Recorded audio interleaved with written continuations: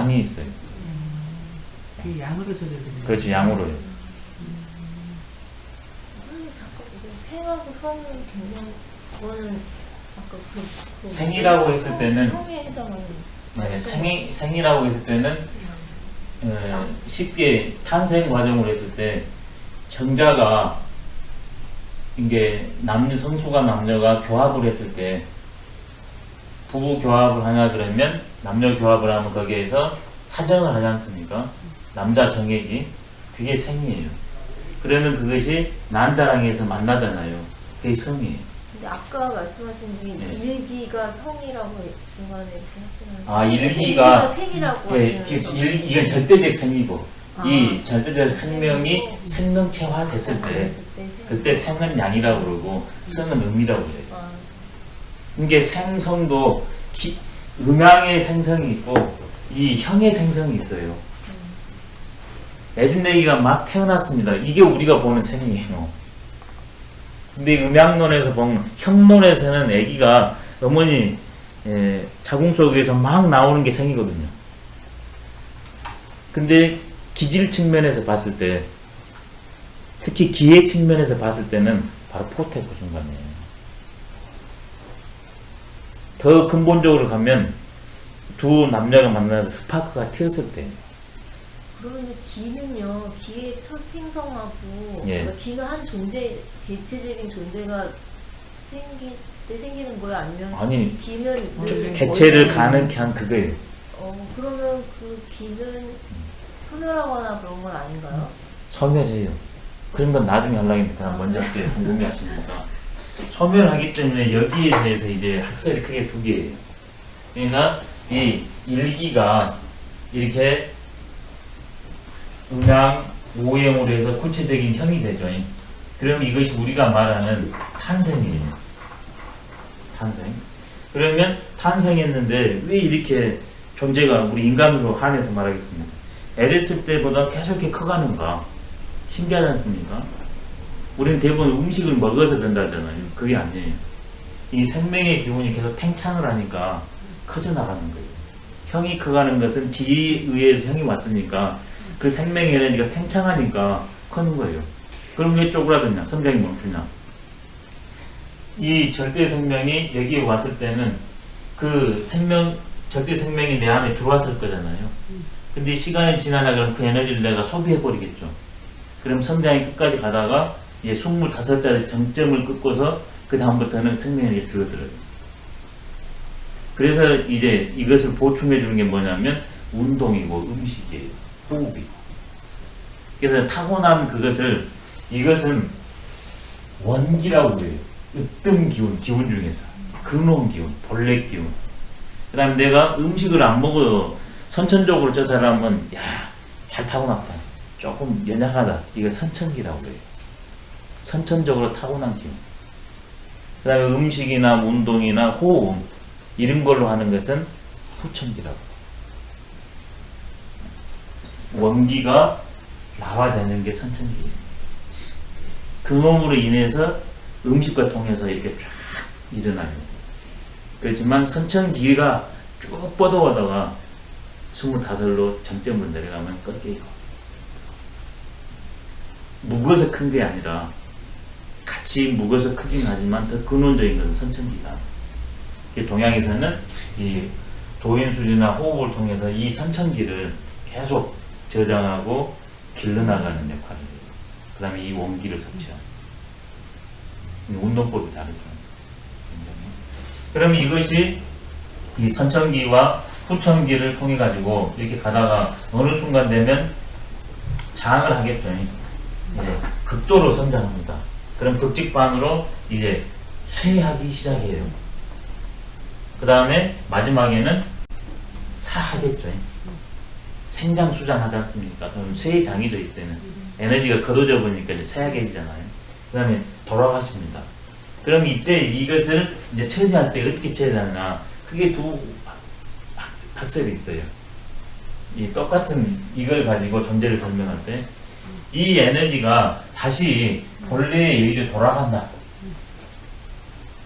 그래서 이 기운 자체는 영원히 늘어나거나 줄어남이 없다. 줄어듦이 없다. 이게 일기장존설입니다. 일기장존설. 네, 견이대가 아직 이런 질문이 안 나와요.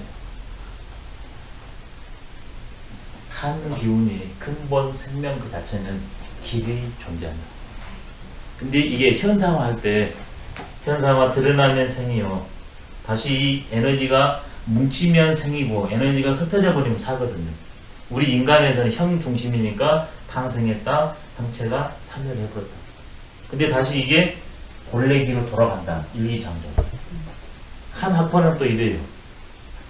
그러지 않고 이게 일이 돌아가는 게 아니라 여기에서는 이 기운은 끝난다. 그리고 동시에 새로운 기운이 탄생한다. 이렇게 봐요.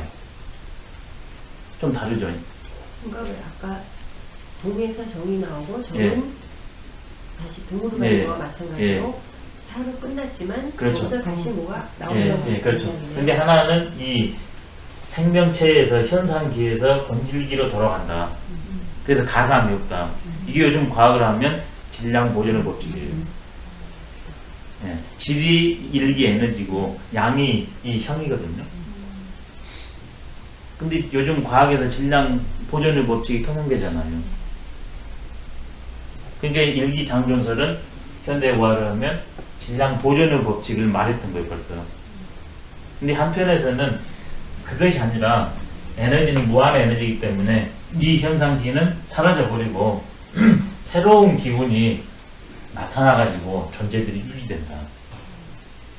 소합장이 다르죠. 일기장존설에서 말하는 그 원의 기운도 어느 순간에는 저거 말한 것처럼 생겨야 되는 거 아닌가요? 그러니까 이것은 말 그대로 무형이고 이렇게 텅 빈 충만이기 때문에 산멸을 안 해요. 지금 이 우주 자체에 대해서도 이게 수축설과 팽창설이 있지 않습니까? 그런 것처럼 이건 자기가 치택을 해야 돼요. 옳다 그러다가 아니라. 근데 나는 어떤 입장 때문에 이런 학설을 발표하고 이런 학설을 취한다 이러면 돼요. 이건 내가 옳다, 네가 그러다 하는 문제가 아니에요. 근데 저는 기본적으로 이걸 지금 취하고 있는 입장입니다. 지금까지. 근데 이렇게 볼 수도 있어요. 이게 크게 두 가지입니다. 그렇지만 이 에너지 자체가 산멸한다 그건 아니에요. 이것도 새로운 에너지가 계속 솟아나는 것이지 에너지 자체는 없어지지 않아요. 선생님 이게 왜 우리가 그 성리학에서 이해 학설하고 예. 이해 지금 기로 말하는 겁니다. 그거죠 이게. 예. 존재로는 기를 가지고 일단 설명해줘야 되거든요. 근데 이것이 이렇게 되는 것은 이라는 원리가 있다 하나 그러면 그게 바로 성리학이에요. 근데 그게 아니라 기 자체가 이런 원리를 가지고서 움직인다. 그런 건 기철학이에요. 그러니까 제가 이치천도 있고 생명천도 있다고 했잖아요. 생명천 자체는 이치천을 필요하지 않고 지 스스로가 이치를 갖추고서 이렇게 탄생작용을 해요. 그러면 성리학보다 더 근원적인 거네요. 기철학이라는 게. 이게 성리학 중에서 기철학이 있고 예. 이철학이 있고 예. 신철학이 있어요. 근데 기본적으로 성리학은 이 세 부분을 다 가지고 있는데 거기에서 어디 부위를 강조에 따라서 장애인과의 기철학. 아 이거 저번에 한번 말씀해 예. 주셨는데. 그 다음에 주자나 정자의 성리학. 그럼 선생님 이런 거를 예.